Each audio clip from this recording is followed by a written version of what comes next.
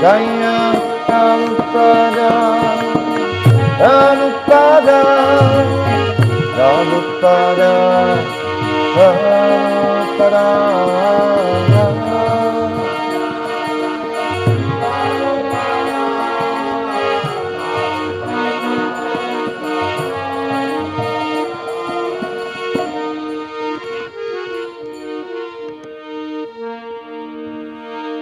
Shri Prabhupada ki jai, Harinam Sankirtan Yogi ki jai, Ananta Koti Vaishnava Vrinda ki jai. Om Namo Bhagavate Vasudevaya.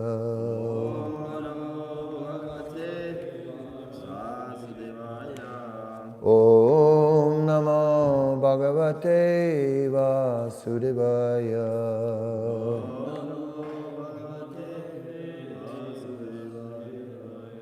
Om Namo Bhagavate Vasudevaya.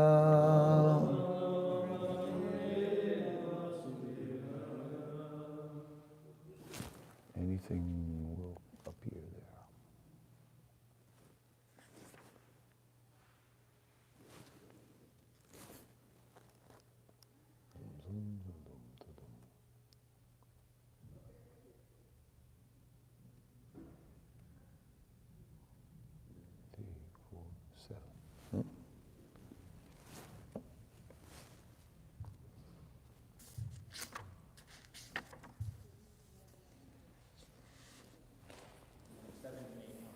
Yeah, thank you.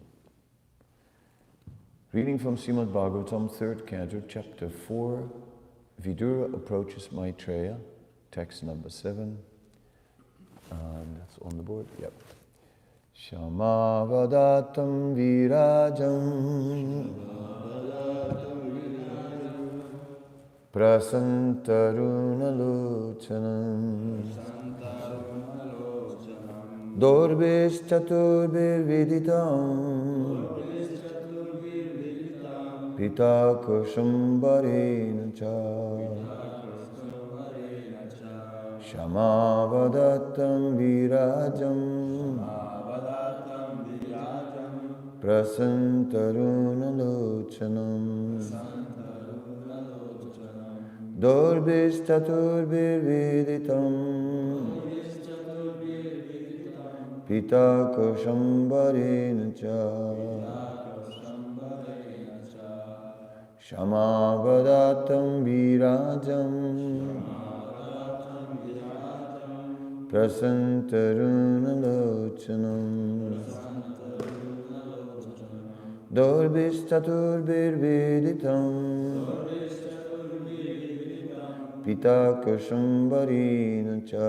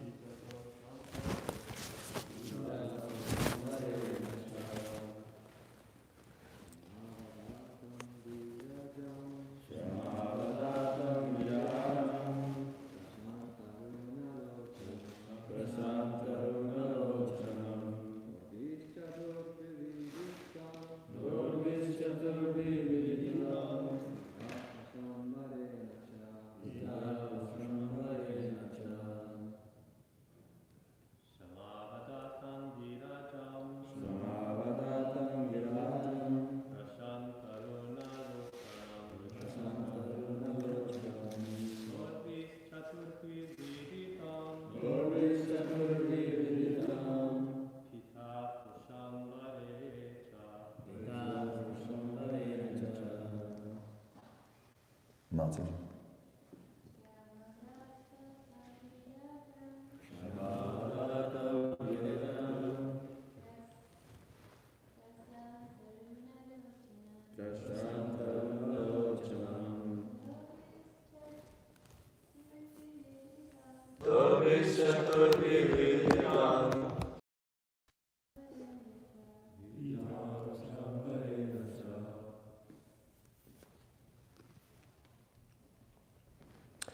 Shama avadatam, beautiful with black color.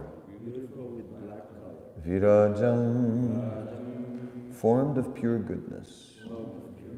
Prasanta, peaceful. Aruna, reddish. Lochanam, eyes. Durbi, by the arms. Chaturbi, four. Viditam, being recognized. Pita, yellow. Kosha, silken. Ambarena, with garments. Cha, end. Translation. The Lord's body is blackish, but is eternal, full of bliss and knowledge, and very, very beautiful. His eyes are always peaceful, and they're reddish like the rising morning sun. I could immediately recognize him as the Supreme Personality of Godhead by his four hands, different symbolic representations in yellow silk garments. Next, text 8. Vama uradavadisritya daksinangri saroruham apasritar bhaksavatam akrisam chakta pipalam. The Lord was sitting, taking rest against a young banyan tree, with his right foot on his left thigh, and although he had left all household comforts, he looked quite cheerful in that posture. Purport. According to Srila Vishwanath Chakravarti Thakur, the Lord's sitting posture, keeping his back against the newly grown banyan tree, is also meaningful. Aswata, the banyan tree, is so called because the tree doesn't die very quickly. It continues to live for many, many years. His legs and their energies are the material ingredients, which are 5 in all: earth, water, fire, air, sky. The material energies represented by the banyan tree are all products of his external potency, and so are therefore kept to his back. All products of his external potency are therefore, and because this particular universe is the smallest of all, the banyan tree is therefore designated as small, or as a child. Chak Chapipalam indicates that he has now finished his pastimes in his particular small universe. But since the Lord is absolute and eternally blissful, there is no difference between his leaving or accepting something. The Lord was now prepared to leave this particular universe and go into another, just as the sun rises on one particular planet and sets in another simultaneously, but doesn't change its own situation.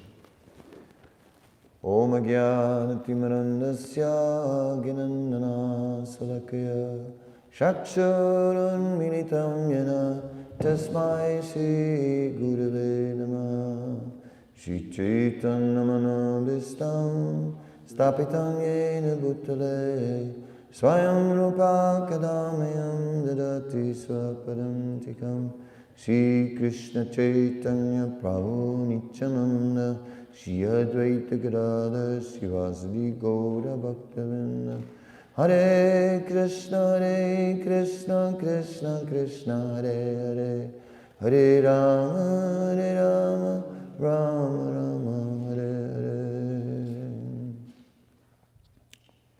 So this is the Mosala Lila of the Supreme Lord, the description of the Lord leaving this world, which is not a favorite of the Vaishnavas, because the Vaishnavas don't desire the Lord to leave this particular universe. As it is described here, Krishna, when he leaves this particular universe, then Krishna will simultaneously appear in another universe, just as the sun is rising and setting and perceived in different places at different moments in time. This verse is also in the purport, the explanation of Vishwanath Chakravarti Thakur is explaining how there is symbolism in the verse. It is said Krishna was sitting, taking rest against a young banyan tree. So the banyan tree, Srila Vishwanath Chakravarti Thakur explains, is representing the whole universe because it expands everywhere. And it was a young banyan tree because amongst so many universes which exist, this particular universe is small. The banyan tree or the universe is then also representing the material elements, Bhumira, Nalo, Vayu, Kamana, Buddha, Vacha, earth, water, fire, air, ether, and so on. And therefore, Krishna was sitting with his back to the banyan tree because he was turning his back on that particular universe. Then it is said that Chakcha Pippalam indicates that he now finished his pastimes in this particular small universe.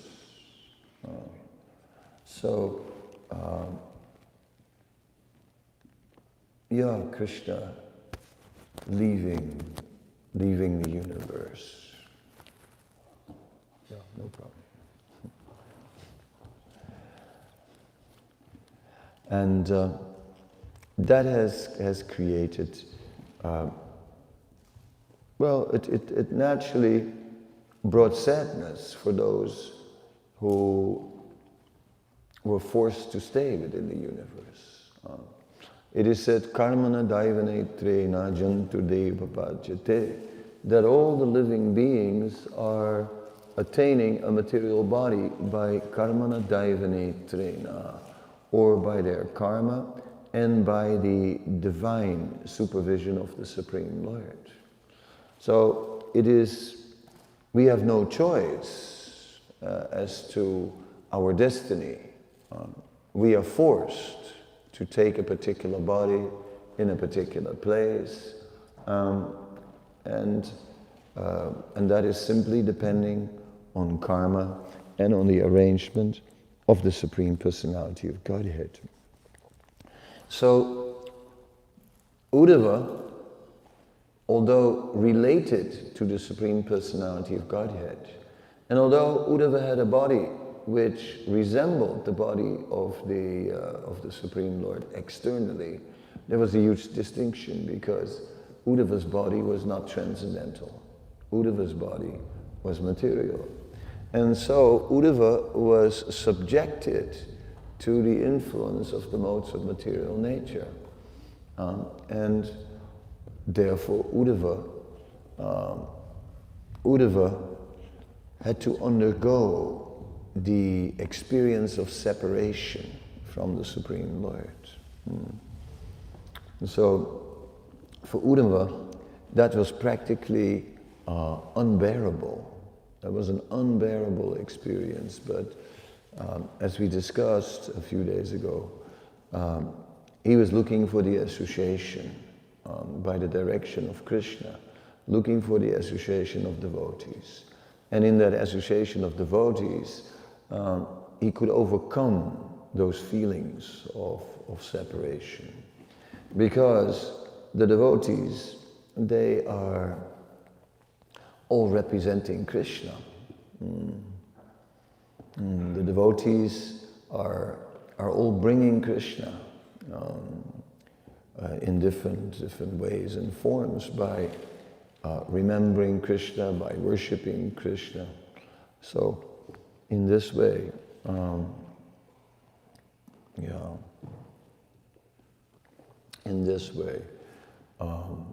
this pastime is unfolding.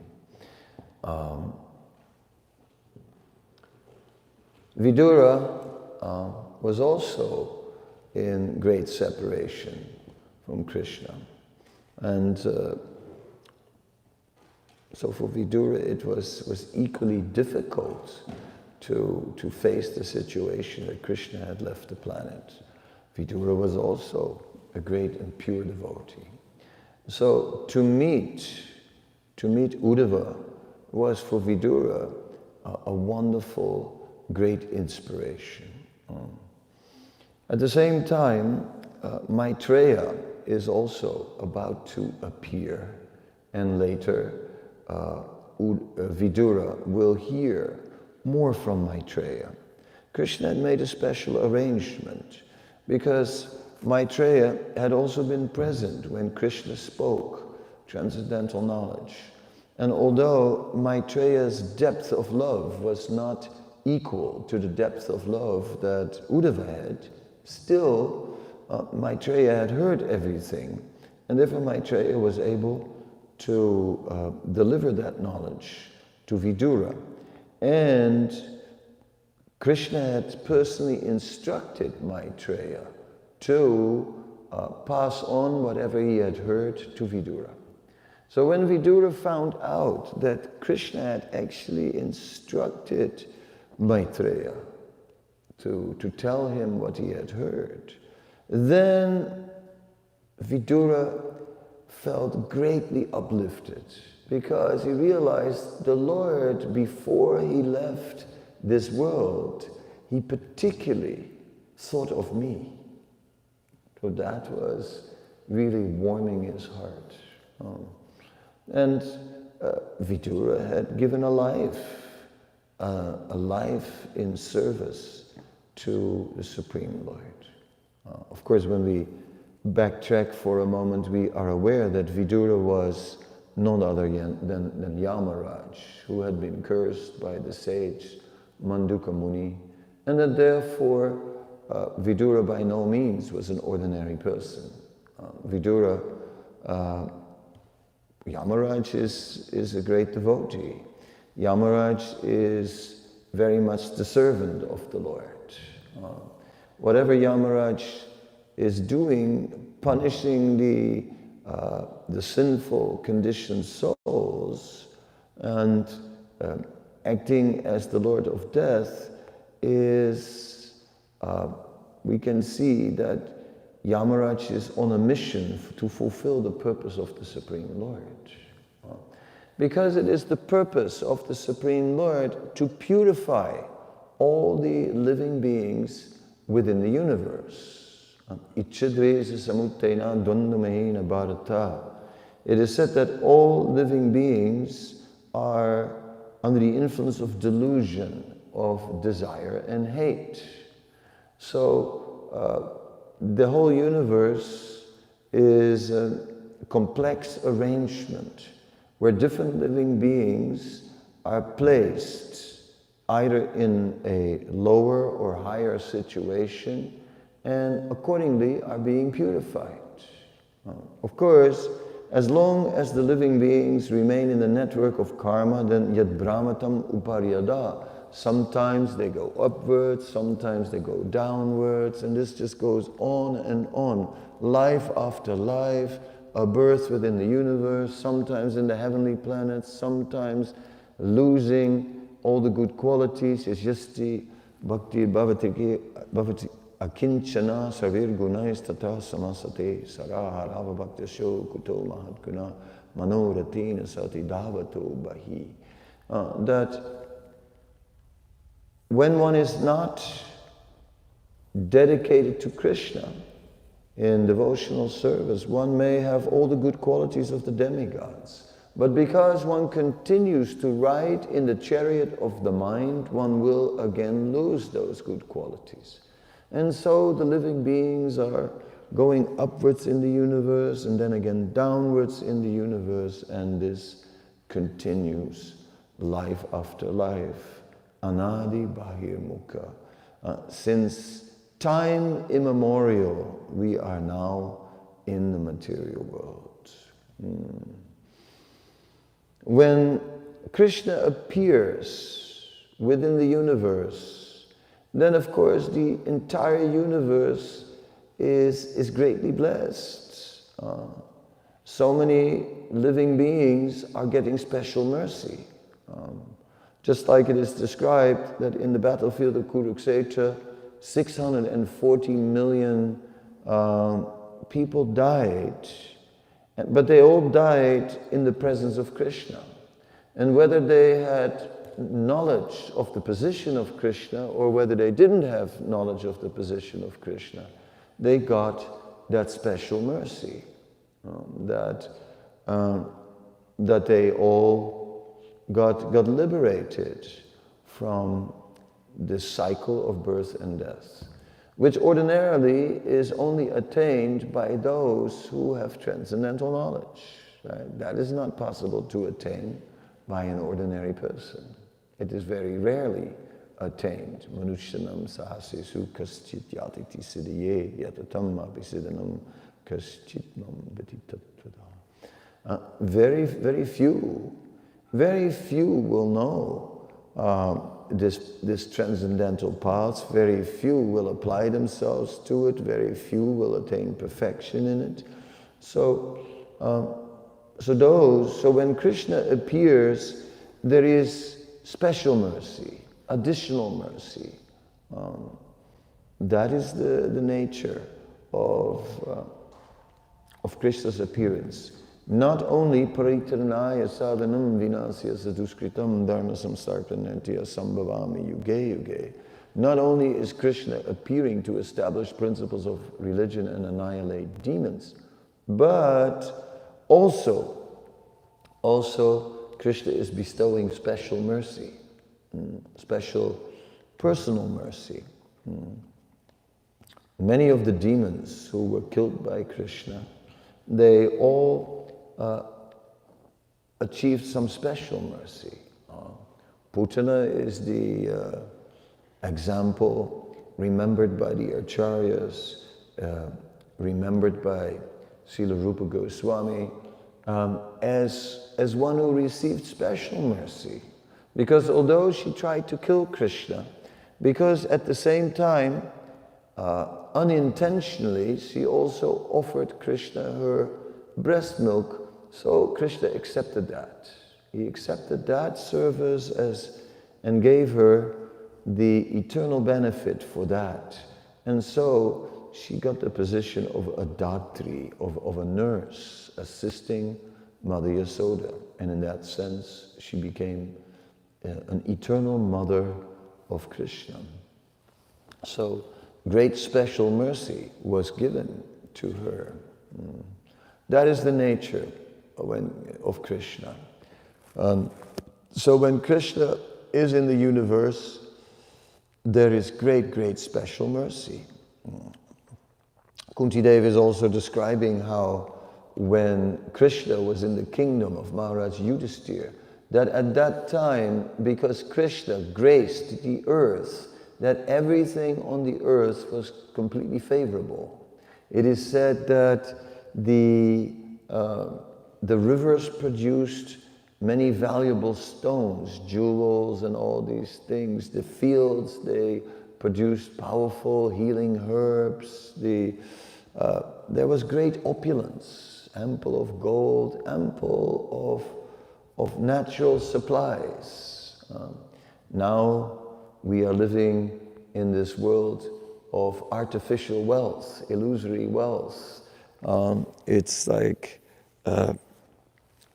plastic is everywhere, and gold and such, and real diamonds and these kind of things are very rare and difficult to access. One has to be very wealthy to be able to purchase such things. Ordinary people, one ring you can buy, but not huge quantities of gold or jewels or these kind of things. That is the nature of the world condition. When Krishna is distant, not only physically distant, but especially distant in the life of the population. When the population has no interest in Krishna, and thinks that everything in life is fine without Krishna. We have everything we need. What do we need him for? We have everything. Right? It's like, there's nothing lacking. What would we pray for? But of course, it is material existence is sometimes compared to ants living on a wooden log that is burning. And the ants may be on that wood, but the wood is burning. So their very place of residence, the very place that sustains their life is in great danger and is a source of danger. That is the nature of this material world. In the second canto, there's a description of the Atmasanyesu Asatsu Api, of those who are trying to take shelter of family members, and to feel secure. It's like, I've got my family, and they offer me security. But then Bhagavatam says, Atmasanyesu Asatsu Api. The family members are also fallible soldiers, because they also die. So how can they protect us when they themselves are subjected to death? Therefore, no point in taking shelter of such family members. They cannot really protect us. Only Krishna can really protect us. And to act upon that platform, to fully rely on Krishna, that is what we see in our acharyas. And that always brings complicated questions. Should we just, when we rely on Krishna, should we fully rely on Krishna, or does reliance on Krishna also means that Krishna has given us intelligence and that we should use our own intelligence to protect ourselves, and then Krishna will make the further arrangements? So, like that, reliance on protection for Krishna is still complicated. When we cross the street, we still look left and right. Right? We are not just blindly crossing the street. But then we see great Paramahansas who indeed just fully rely on Krishna and just forget everything else. So Prahlad Maharaj is an example of one who just left it up to Krishna. He also didn't have any other choice, of course. I mean, in his case, Hiranyakasipu was physically far more powerful. So there was no chance of standing up or trying to stand up against him. But Prahlad was not only taking shelter of the Supreme Lord, but he was at the same time also detached of the outcome. He left the outcome also to the Supreme Lord. Not only did he take shelter of the Supreme Lord, but whether he would live or die in this material body, that was up to the Lord. Right? And if the Lord wanted him to move on, all right, he would move on. So he was very aloof also from the material body. So Bhagavatam is highlighting this consciousness of aloofness. We see that at one point there is the powerful demon Vritasura, and the demigods are very concerned about the power of this demon and what are they going to do. So then they need, at one point they're informed that if they make a weapon from the bones of the sage Dadati, that they will be able to defeat him. And so they go to the sage and they just ask him for his bones. And the sage says, well, yeah, no problem, you can have my bones, just give me a moment and I'll give up my body and then you can take them. And Dadati, one who gave, right, that is just, I mean, if you ask me for my bones, I'll give you my bones on your nose. It's like it's a different level. You know, don't you touch my bones. It's not so easy to live in such transcendental consciousness. So Srimad Bhagavatam is an amazing literature because it shows us really what Anyabhilasita Sunyam is. Not just something, following a few regulative principles and rising early in the morning and things like that. It goes a little further. We can see that, and that we really choose for Krishna. Srila Prabhupada showed that in his faith. And, they didn't go to the moon, as simple as that, because of the cosmology of the Bhagavatam.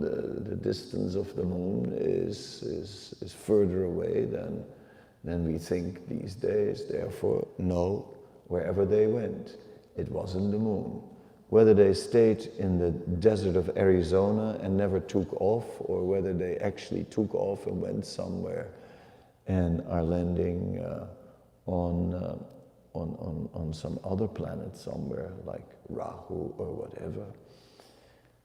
Meanwhile, we have all kinds of space expeditions these days, and and how real is all that? Is that Hollywood or what's going on?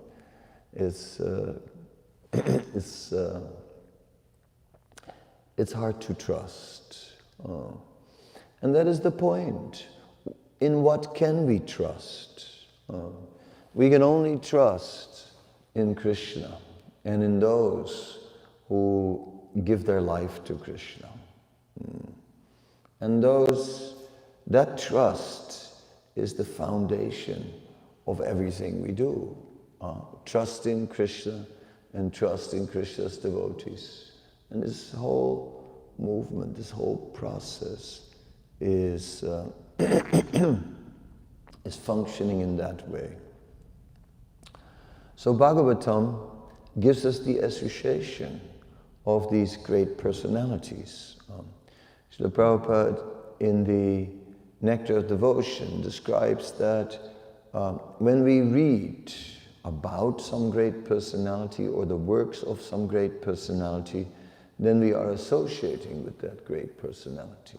So through the Bhagavatam, we are associating with Uddhava, we are associating with Vidura, and by that association, we imbibe their qualities, because that is the nature of association. That by association, one develops the quality of the person we are associating with. In the same way, if we are associating with Krishna, then in the Chaitanya Charitamrita it said, Sarva Maha Gunagan Vaishnava Sarira Krishna Bhakti Krishna Gun Sakala Sanchare.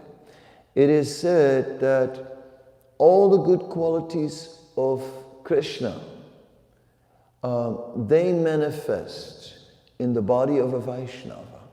Simply a devotee, by the association of Krishna, develops all the qualities of Krishna. So that is very interesting. Maybe not to the same degree. We understand that a devotee can only partially realize up to 78% of the qualities of Krishna, but still it is quite amazing how one can transform in devotional service and that we begin to develop the qualities of Krishna. In the Nectar of Devotion, the qualities of Sri Krishna, there's a chapter dedicated to that, and then a following chapter also where it's more elaborately explained. And we see Krishna as a very noble person. We see Krishna as being very grave, and we see Krishna as being playful at the same time. Krishna is an interesting personality. He has deep gravity when it comes to his commitments. Krishna is very grave. And when it comes to interacting with his devotees, then Krishna is very playful, because Krishna is trying to bring out different moods and experiences of his devotees. So Krishna's appearance in this universe for the general populace may be to disseminate transcendental knowledge and to deliver them from the cycle of birth and death. For the devotee, Krishna's purpose in his appearance is something a little different. Krishna is trying to increase the love that the devotee has for him. And therefore, Krishna will make all kinds of playful arrangements to capture his devotees. Krishna is, in this way, very expertly capturing his devotees. And that is the more hidden but yet more important reason for Krishna's appearance. He appears to reciprocate with his devotees. So we are seeing Krishna's appearance in the universe in that light and context. And by reading about Krishna's presence within the universe, we can, we become captured by Krishna. Now it is not so long ago, at least if we measure by cosmic time. Right? If we measure by cosmic time, 5,000 years is nothing. Right? If we're just looking at the lifetime of Lord Brahma in trillions of years, then we can appreciate that 5,000 is really nothing. So we appeared in this world very close after Krishna, and that is also special mercy. But Bhagavatam is perpetuating the presence of Krishna, because through Srimad Bhagavatam we are associating directly with Krishna and with his devotees as well.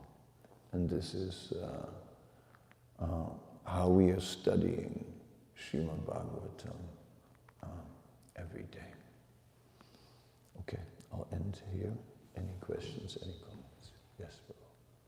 Alright, can you help me understand the previous verse where Vidura is describing Krishna?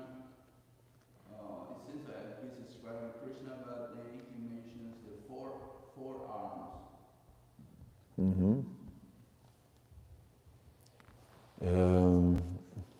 The Lord's body is blackish, but is eternal, full of bliss and knowledge, and very, very beautiful. His eyes are always peaceful, and they are reddish, like the rising morning sun. I could immediately recognize him as the Supreme Personality of Godhead by his four hands, different symbolic representations, and yellow silk garments. So, Krishna, he is avatari. He is the source of all the avatars, and we should understand that all the avatars are within him. So sometimes Krishna also manifests his four-armed form. He's still the original Supreme Lord, but at times Krishna may be seen with four hands, and Vidura appears to be relating to that form. Vidura, after all, is not a resident of Vrindavan. He's not part of the Vrindavan pastimes where Krishna is always manifesting his two-armed form, but he's part of the pastimes outside of Vrindavan. So in those pastimes, Krishna sometimes manifests his four arms, like at the time when he fought with Pondraka, right? Then Krishna also, Pondraka had two false arms, and Krishna, he showed his four arms like that. So in this way, just to very clearly establish that he's the Supreme Personality of Godhead. When someone starts to manifest four arms, then everyone goes, oh, Narayan. When Krishna manifested to Lord Brahma, all the Vishnu Murtis, right? After he had taken the place of the calves and cowherd boys, and then Lord Brahma came back bewildered, and then all these calves and cowherd boys transformed into Vishnu Murtis. And these Vishnu Murtis all had four arms. Then Lord Brahma immediately understood, 1, 2, 3, 4, acha, Narayan. Where there are four arms, then, that is Narayan. So, in this way, Krishna showing his four hands. Also, when Krishna showed the universal form, and then Arjuna is a little bit overwhelmed by this ghastly form with many mouths eating up all the heroes in Kurukshetra and so on. And then he's asking to take his original form. Then he first takes the four-handed form, and subsequently he takes the two-armed form. Krishna also appears in Mathura in his four-armed form. Right? And then upon the request of Devaki, takes the two-armed form. So we see that sometimes Krishna also shows his four-armed form, and he must have shown his four-armed form just to establish that he was the Supreme Personality of Godhead, very clearly for everyone to recognize. Like that. Hare Krishna. Anyone else?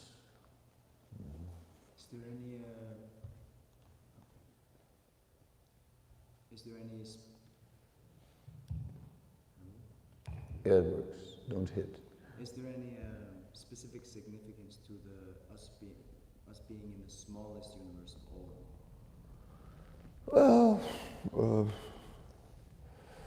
it's a humble universe, being small. Our Brahma has only 4 heads, and some Brahmas have hundreds of heads, thousands of heads, 10,000s of heads. We have taken an insignificant birth, just as some of us are from, have taken birth in lowly places, insignificant places. Yeah. We have no reason to be proud of the big universe. We are part of the small universe compared to bigger universes.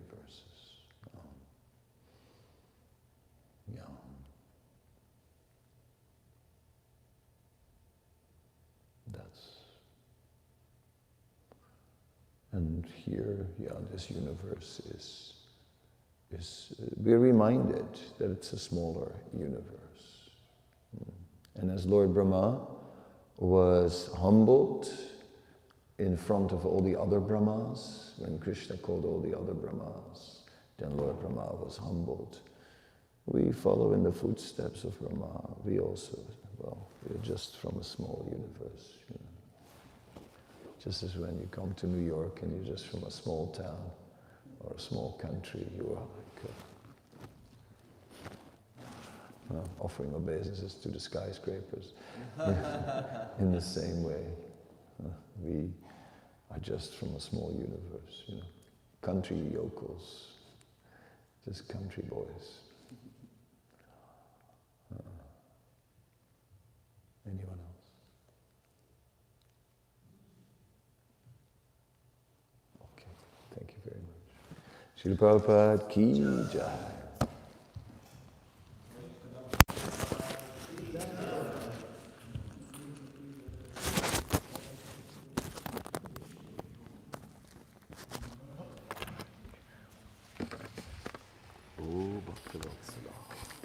Thank you, Maharaj. Thank you.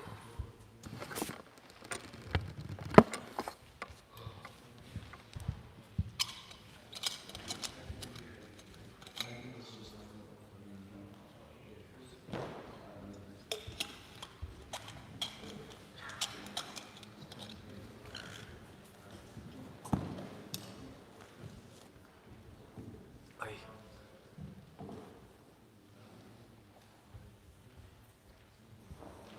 Hare Krishna, Hare Krishna.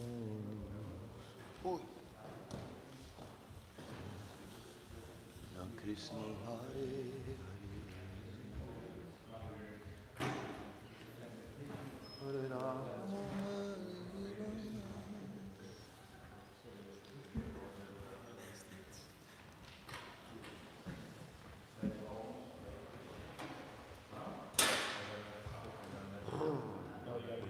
Ice cream.